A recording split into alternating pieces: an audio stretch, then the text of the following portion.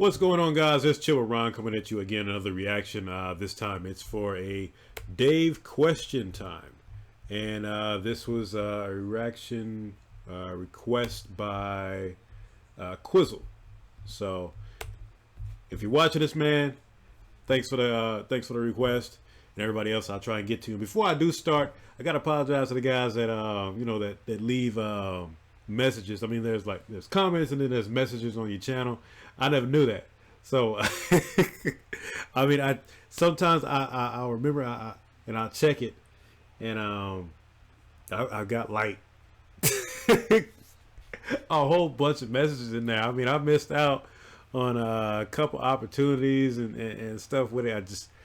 I don't know. I guess maybe I should take YouTube a little bit more serious. I just do it for fun. It's just, I just decided to take you guys with me. So yeah, I'll try to do better with that. Because I don't want you guys to think that I'm gonna ignore you in the message section. It's just I never really think about it, and it's just not really there. I just look at the comments. But so I'll start looking at the messages too. I'll try and do that regularly. All right, guys, let's go.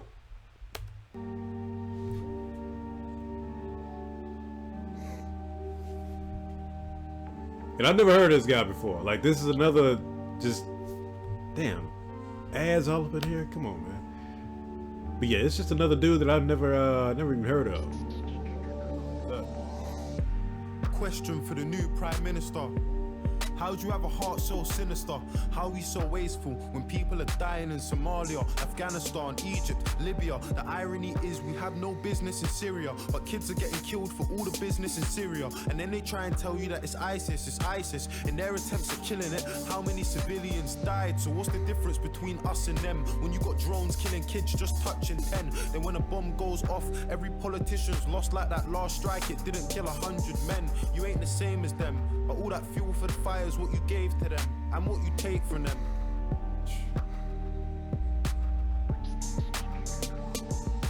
This is gonna be a deep. Life, I know my mum's been working in and out of nursing, struggling, hurting. I just find it fucked that the government is struggling to care for a person that cares for a person. So where's the discussion on wages and budgets, how they made them redundant? When I was a young'un, the letters in her car said my mum was overdraft, but somehow I still had dinner money in my pocket. And even the little things like ordering pizza were probably the reason for overtime in the evening. 5 till 10, 6 hours of sleeping for 22 years. My mum was doing it cleaning, dreaming that her kids would have a better life, going bed at night, struggling with getting by. That's the reality for millions of people in a nation where a lot of us were looking for a second try. A question for the new Prime Minister, and please tell me if I'm being narrow-minded, but how do we spend so much money on defense and weapons to wage war when the NHS is dying, bursting at the seams? And what about the people that voted for us to leave for the money that it would see? 350 million we give to the EU every week that our health service needs. But now them politicians got what they wanted. Can you see an empty promise or a poster on the street?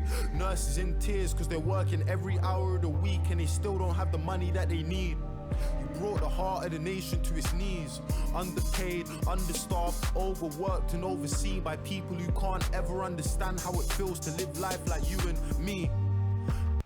Hold up.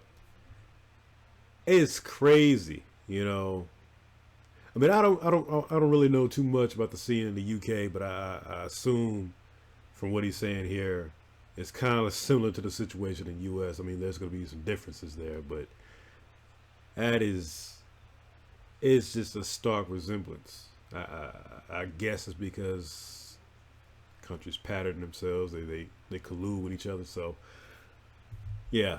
That's crazy.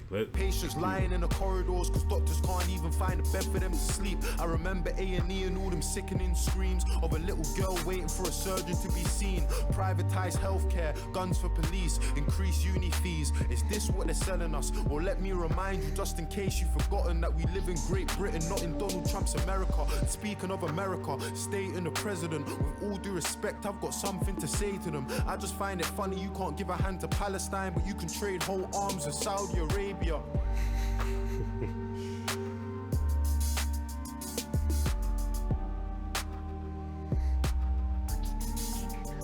Look, I got a question for the new Prime Minister. At Grenfell Tower, your response was ridiculous. You hid like a coward behind your 5 million, dodged responsibility and acted like you're innocent. And I can see you're terrified. You're not good at telling lies. I'm getting why you stay away from everything that's televised. You look like a robot and you don't speak with any life. It feels to me like any guy in press could have said them lines. Imagine going to the council for the safety of your block and you got kids but they're ignoring you at every time. Everyone who knew about that cladding should really be going prison under rule of joint enterprise. But if it ain't a little kid with a knife, I bet that judge is going easy when he's giving him time. They don't deserve to be free. Any builder MP that knew about the conditions but did it to save cheese. When I listened to the things that the residents had seen, I was so shocked I couldn't even speak. Families they know that had died in their sleep. How you choke on the smoke when you're struggling to breathe. The glow from the fire, the panic when you hear all the sirens, the crackling, the popping and the muffled out screams. The fear in the eyes of a man that was trapped who jumped 15 floors from the tower to the street. I could only hear a fraction of the pain and the grief. Closing my eyes, trying hard not to cry at the joy and relief in the face of a man when a woman from the flat said his neighbor was alive. No help from the council in keeping any list or the people that survived, his neighbors and peers. And for that whole meeting I could see that he was trying, so his smile was an island in a sea full of tears. Look, I got a message for our old Prime Minister, David Cameron. I mean, you fucked us, resigned and sneaked out the firing line. I wanna know how you managed it. And are you bathing in the sun while them papers have a run at the woman that you left here to handle it? You gonna teach a little lad to be the man that's got a plan, and then the moment that it fails to abandon it? Are there bullies in his school? And when you pick him up after class, can you feel his embarrassment? I mean, you never gave a fuck about the youth, and that's the truth. There's no sympathy for you or your cabinet. I really wish I could have seen how you were scrambling when you lost the referendum that you had to win. I feel like politicians are all addicts in a big fat game, but it's lives that you gamble with. I've got a question for the leader of the Labour Party, Jeremy Corbyn. Where do you want to take the country to? Honestly, I want to put my trust in you, but you can understand why if I got trust issues. Do you really have the faith of your party? Do you really have faith in the party that will come with you? And how do you plan on keeping all the promises? Man, if I'm being honest, sir, I'm struggling to get with it. I just ain't getting it. Everybody's great until you get them into office, and then guys start forgetting things. Prove to us you're different. Don't promise me anything. Go and get justice for Sean Charles and Edison. And if you haven't had the thought to vote yet or protest because you don't really see the progress, I hope you know that what they're saying is affecting us. The small steps are way better than no steps.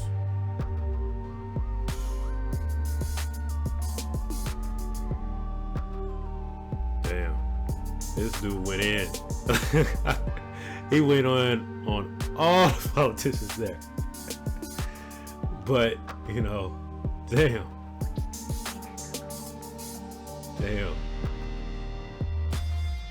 This dude is nice. Like, he is real nice. Like, this is the type of stuff that we need more of. I mean, you know, I see where he's coming from, you know. It's just, I think criticism for the politicians, it's not going to do anything. Because when you really think about it, they don't actually control the country. That's just my opinion. It's the money behind them. Because if you want something, this is how I'm starting to think now as I get older. And if I'm gonna vote for somebody, I'm gonna look and see who is funding them. And when I find out who's funding them, then I can find out what their real agenda is going to be when they get in office. Because, you know, they're going to promise you these things, all these grandiose objectives, and how they're going to, you know, stop, you know, cure homelessness and cancer and all this great things. You know, that it's a crock of shit. You know, they don't care. They don't care. It's just, they sell that to the public so they can get the votes and you know, keep their power base, you know, satisfied. But what's really going to happen is the fat cat that's got all that money says, hey, I want this and this and this. You know, we get in office, we get this bag, you better get it in there. You better get that done. So that, you know, I think we need to, if we wanted to change some of these things, we would have to direct our criticism, anger, and towards those the major contributors of those. And but you know, all in all, this is a great piece of work. I mean the politicians, they still do deserve criticism because they are complicit in it. They are allowing all of this crap to go on, and it's insane. It's just it just boggles the mind how they just let this happen. Like he was mentioned in Syria, Libya, Afghanistan, and then people within even the country are struggling to survive. Like this is just it's the same thing that goes on in the U.S. and I imagine most countries. It's probably every country, almost every country, because that's got that type of system where you got the politicians. But this dude here, Dave, I'm gonna follow this guy. Yeah, let me hold up.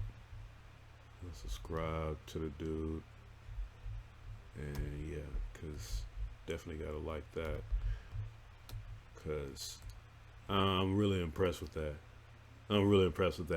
Because it's one thing to paint a picture, another thing to have some superb lyrics, but then it's another one to actually get it to where you can convey that message to where it's easily digestible. This dude's got some talent. He's got some real talent, and I gotta thank the dude again at Qwizzle. Thank you again, bro. Yeah.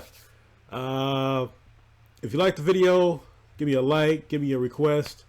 Yeah, just do this for fun. I'm not trying to get any kind of profit from these guys. I don't think that's right. I'm not gonna ever put like ads and stuff on this crap. That's this is just fun. This is just fun for me. I just thought I'd bring you guys on it. So, all right, guys. I'll catch you guys later. I'll probably try.